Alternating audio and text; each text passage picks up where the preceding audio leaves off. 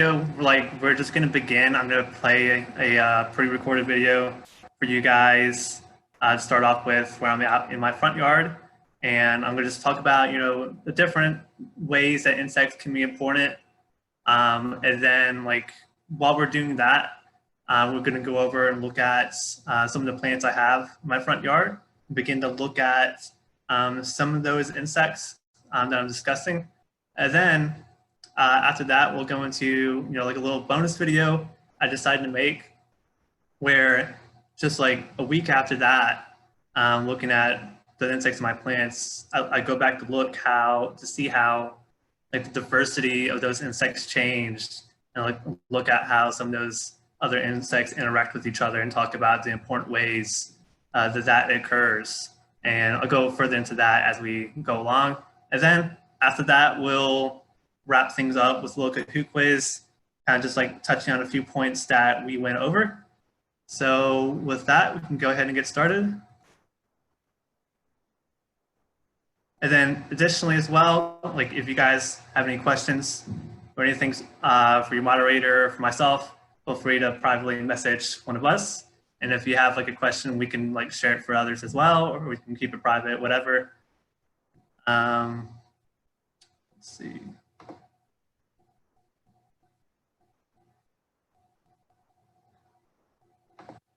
Hi everyone, this is John Mayhaus. I'm a current graduate student over at Auburn University, majoring in entomology. And so today I'm going to be talking to you guys about why insects are important. And so many of you may be wondering, how are insects important? Like, are they even important?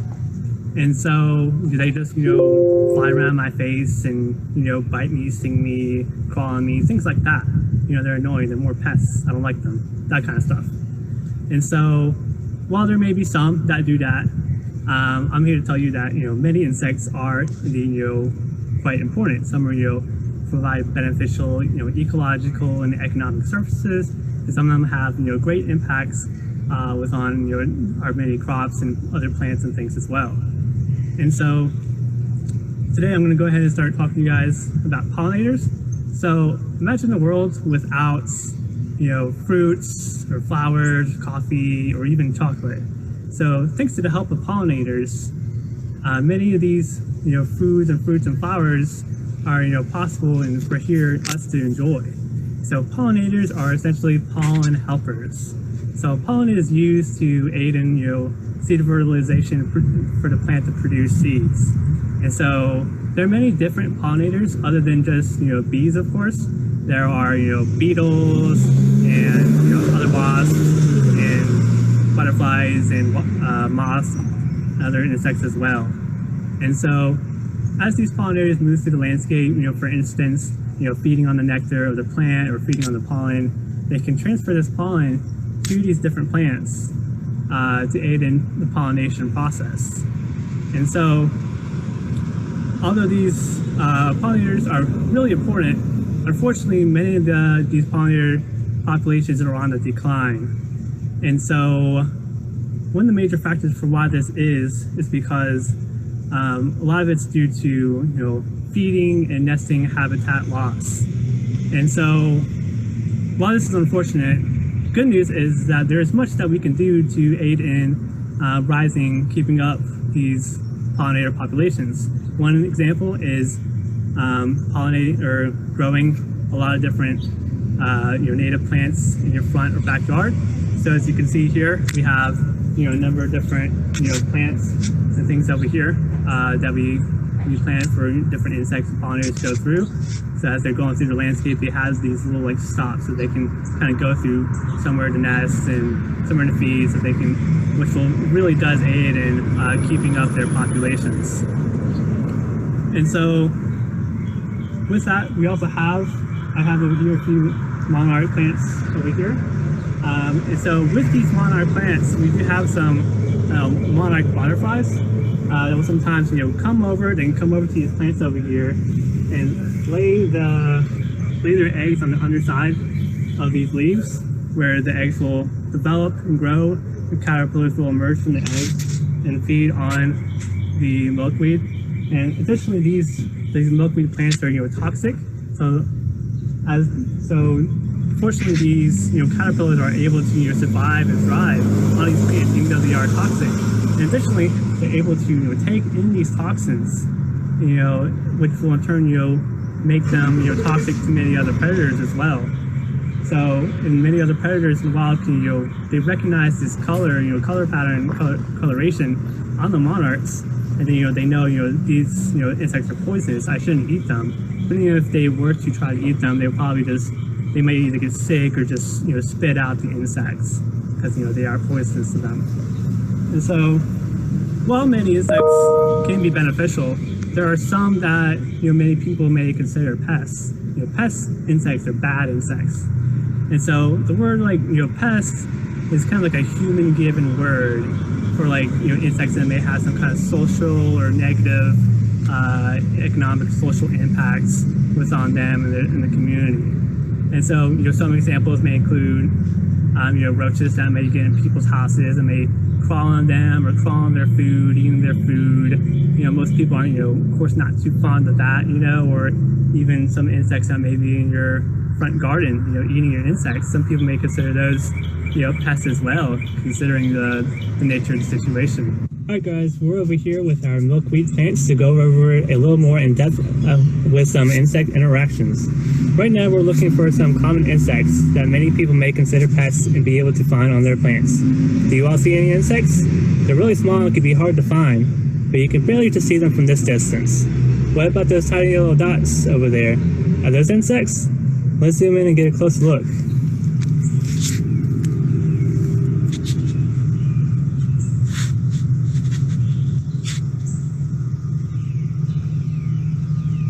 Wow, they are insects. These insects are called aphids, and this particular species goes by the common name oleander aphids, but also referred to as milkweed aphids. Aphids can vary widely in color, but the bright yellow body and black legs helps me to distinguish them as being oleander aphids, as well as the fact that they are on milkweed, and these particular aphids being quite common on milkweed. Now, you may be thinking, how did these aphids get here? Where did they come from? They don't even have wings. These are great questions asked by many insect scientists, also called entomologists. So yes, as you may be able to see by looking at these aphids, that they don't have wings, but there are some aphid morphs that have wings and some that don't. Aphids that don't have wings are called apteris aphids, and one that do have aphids are called alate aphids. At some point, an alate aphid must have flew off from its previous host plant in search of a new one and found this one and started feeding off of this plant and having baby aphids. These aphids feed using what many entomologists call piercing sucking mouthparts. In other words, they have these straw-like mouthparts that they use to pierce the plant and start sucking out the sap or nutrients from the plant, which you can see them doing now. When these aphids feed on these plants, they may potentially reduce the growth or success of the plant. This insect plant feeding can be a problem in a number of different settings. Going back to our monarch milkweed example, the aphids feeding could reduce the growth of the plant, which in turn may leave less of the plant for the monarch caterpillars to feed off of, which could possibly hinder their success in making it into adulthood as butterflies, where they can then go on to pollinate many wildflowers. In another example, some insects such as certain species of aphids, plant bugs, stink bugs, and some others may be considered crop pests, where their feeding may damage the crops under certain circumstances. Some crop pests even have the ability to transmit viruses to some of these plants, which may also make the plant sick and reduce in growth. This is a problem because the people that worked hard to grow these plants don't want to lose any of it due to insect feeding and virus transmission. It's also important to note that although you may have some of these insects feeding on your plants, it does not always warrant concern of them creating damage to your plant. There's a lot of factors that may come into play for insects to cause damage to your plants, and can be unique for different insects and different plants. Some plants are so big and healthy that insect feeding may not bother them at all. These are topics that many entomologists study and try to learn more about so that we can more effectively aid in protecting those crops and other plants that produce many of the foods that we eat and the material from the clothes we wear. I know I've talked a lot about aphids so far, But here's another cool fact about aphids. Did you know that there are over 4,700 species of aphids in the world, but only about 100 of them are actually considered crop pests? That leads me to my next talking point, that many people tend to think that most insects are pests. Well, I'm here to tell you today that less than 1% of insects across the world are actually considered pest insects. Now, there are many ways to control for some of these pest insects. One way being through insect natural enemies. One type of natural enemy may be insect predators. These are insects that eat other insects. Going back to our aphid example, ladybugs can naturally control for aphids in some cases by eating them. But one downside of having these ladybugs on milkweed is that since they are generalist predators, meaning that they have a wide array of insects, they eat a wide array of insects, that they may also eat monarch eggs as well as young caterpillars. I actually saw a ladybug out here the other day on this plant, but don't see him right now. I also had more aphids on this plant about a week ago, so this ladybug may be eating some of these aphids as well. Oh wait, I see a ladybug now. He's going to go eat all the aphids. John, save us! Nom nom nom nom nom nom nom nom. I don't know what's funnier, the size of that ladybug or the fact that the aphids called out to me on a first name basis crying for help. Moving on, another example of natural enemies are parasitoids, an organism that lives on or in another host organism and ultimately kills the host. Many of these parasitoids are called wasps. Many of these parasitoids are wasps. Going back to our aphid example, there's a parasitic wasp that lays its egg inside an aphid. This larva develops inside the aphid and eventually kills the aphid, with the adult form coming out of the aphid. Now in these cases, these insects could be considered beneficial because they're helping to control for these aphids that we may consider to be a pest. And also, looking at these aphids earlier, we saw that just down here on the bottom, you can zoom in on that, there was actually, see that little dark spotted aphid right there? Looks more circular, kind of tannish kind of colored. That's actually what we call an aphid mummy. So that is a parasitized aphid. Now it's parasitized by the parasitic wasp. So in there right now is the parasitic larva that is developing and will soon emerge as an adult wasp and shortly come out of the aphid. So you can see that the aphid is immobilized, unable to move, and will just be stuck there until the wasp comes out.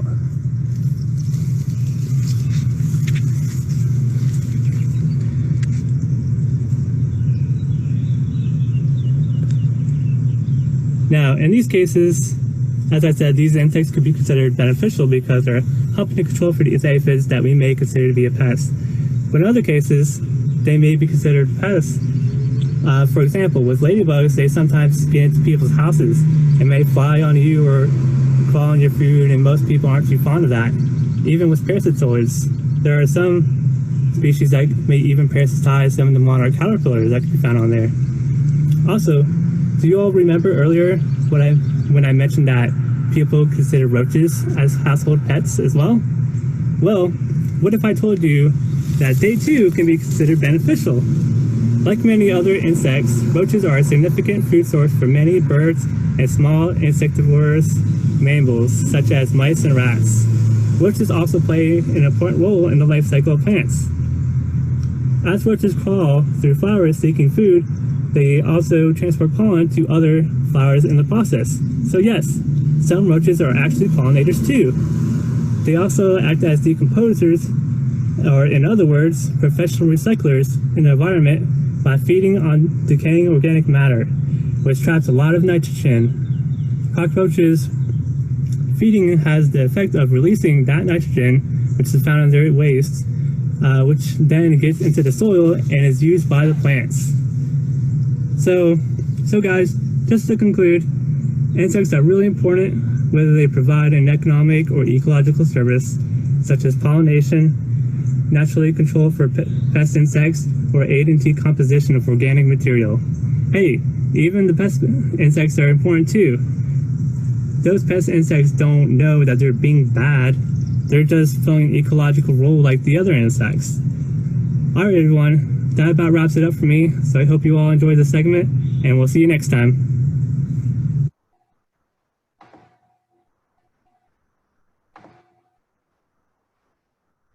All right, well, I hope you guys enjoyed that video.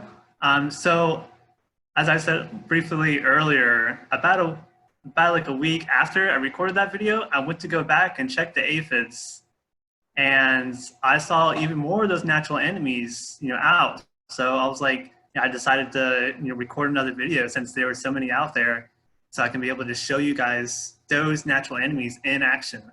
So I'm going to go ahead and pull that video up. All right, guys. So this is just like a little added clip.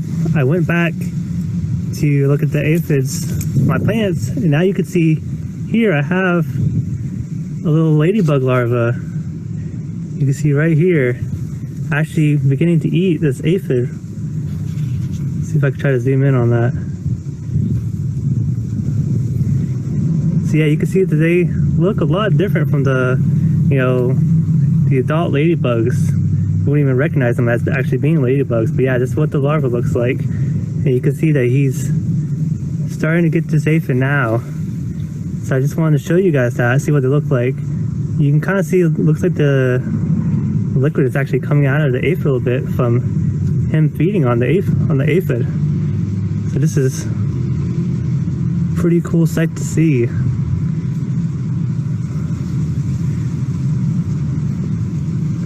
Wow. Nice.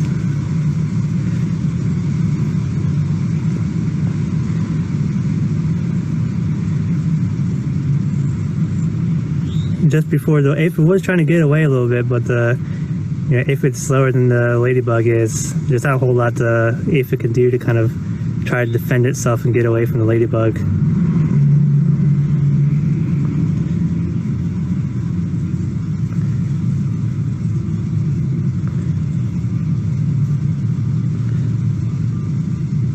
Yeah, really cool. And I also saw some more natural enemies out here just a moment ago, a little while ago too. Let me see if I can find them. So you can also see too that there's a lot more of those parasitoids and mummies here too. But check this out. There's also, it's a little hard to see, but you can see this little guy next to the mummy is a syrphid larva.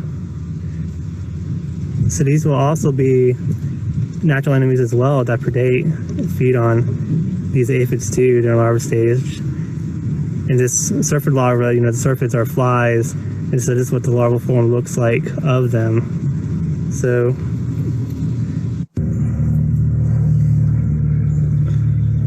alright guys, so over here I have the parasitic wasp. I think he's around the other side.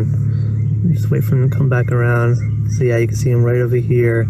He's really tiny. He's about the size of these aphids. It looks like he may be trying to possibly probe these aphids, lay its offspring in the aphids. So let's see if we can observe this happening.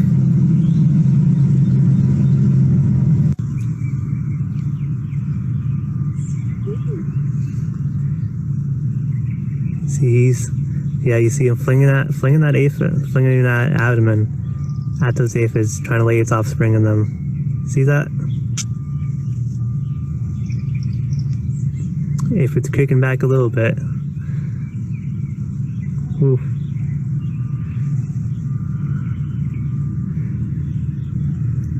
Oh, there you go.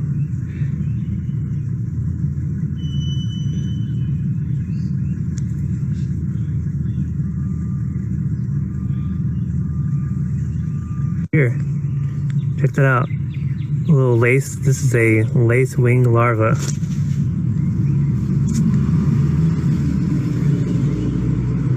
So it looks like you may even have one of these insects right now he's beginning to feed on. So, these are these, long, oh yeah, he has one in his mouth right now. You can kind of see it. He's moving it around a little bit. And so, these are long, slender larvae.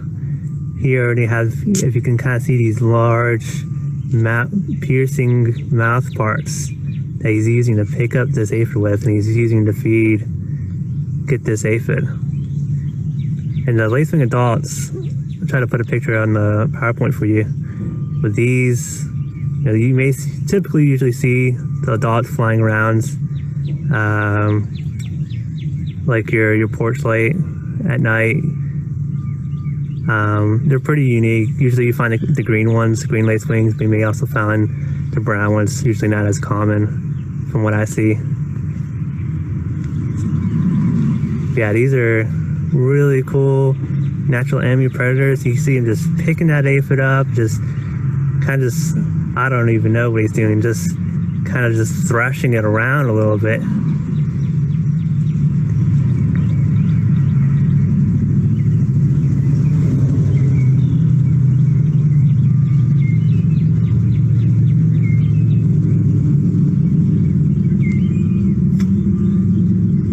Yeah, pretty cool. So let's see if there's anything else going on.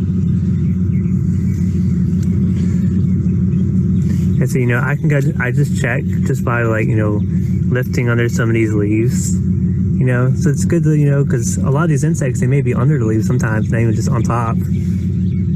So actually here's another lacewing larva right here. You can kind of see that. It looks like he actually has an aphid too, that he has right now. Yep, so there's one in his mouth too, right here. So very cool. Just the other day I didn't see any lacewings, but now I can see, I see two here, and they're both, eating, helping to control these aphid populations. So these lacewing larvae are also, generalist predators, kind of like with the ladybugs, so they may eat, several other different insects too, but unfortunately they may also eat some of those monarch eggs on here too, so that's kind of like a downside to things, but these are, really good predators, really good at controlling for some of these, garden pest insects, other pest insects.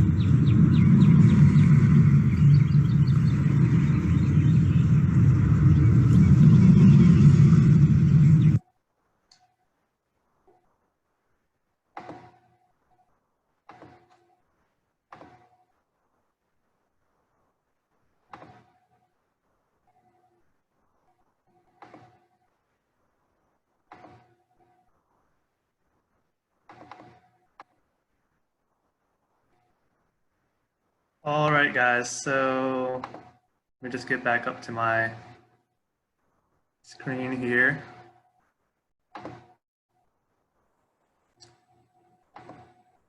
All right, so yeah, I hope you guys enjoyed those videos, got to learn more about the importance of insects, see some of those insect interactions in place, and I would encourage you guys, especially with your parents' supervision, of course, to if you have plants in your garden, to maybe check under some of those leaves and see what kind of insects you have, and see what insects come about as time progresses, and which ones go away as time progresses as well. So it's really cool to see those interactions and really know the value and importance of those insects. So additionally, there's a little, I think Autumn created a little maze game. It's in our Google Docs drive, so you guys can check that out. It's a little you help the insects or myself to get to the home here, just follow the little path and try to do that, and let us know, let us know on Facebook or whatever, how you do. Send us a picture of if you're able to get all of them to the house, and yeah, so I hope you have fun with that. And so with that, let's go ahead and we can start the Kahoot. So if you guys haven't already, go ahead and feel free to log in. using www.kahoot.it, or go onto the Kahoot app to sign in as well. And so here's the number again for you guys. It's 9399425. And I'll give you guys, a minute or two to go ahead and log in. And if you guys have any questions, comments, anything, let myself or one of the moderators know so we can help you out. We'd like to hear from you.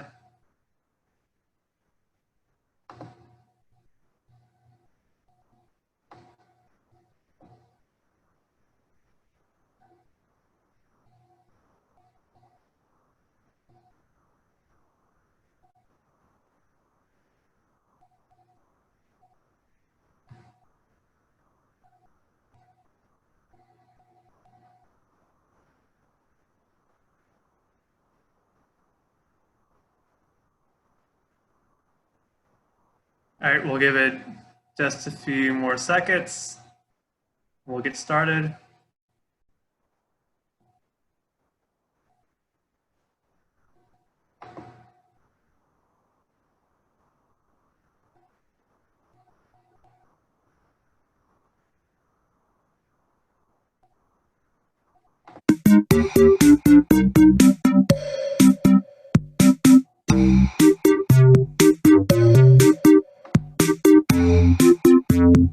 All right, let's go ahead.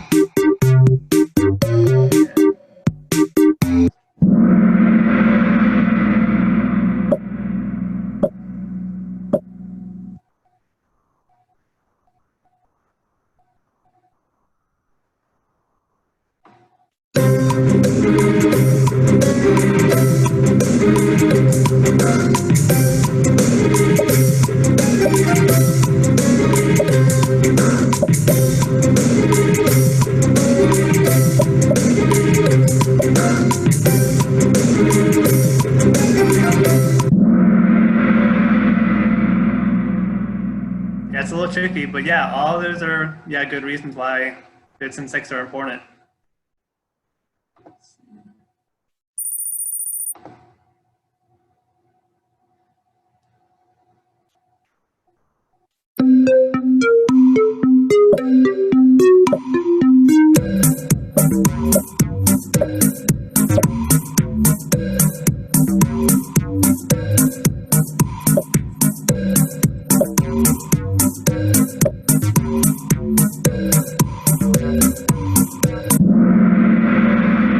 Yep, just less than 1%. Yeah, most of them, they don't have much of a, like really bad economic impact. Just a small percent because there's so many insects in the world.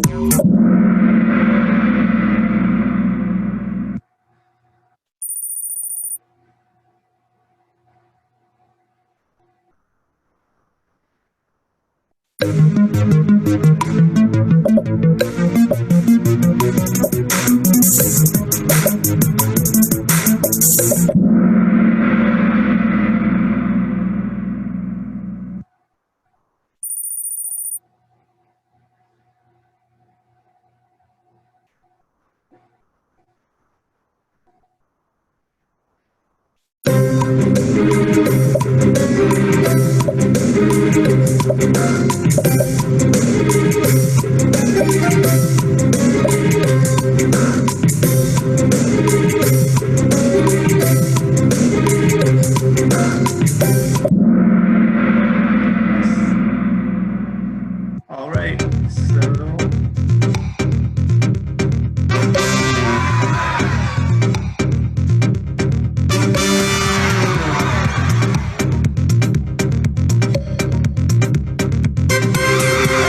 great job, guys.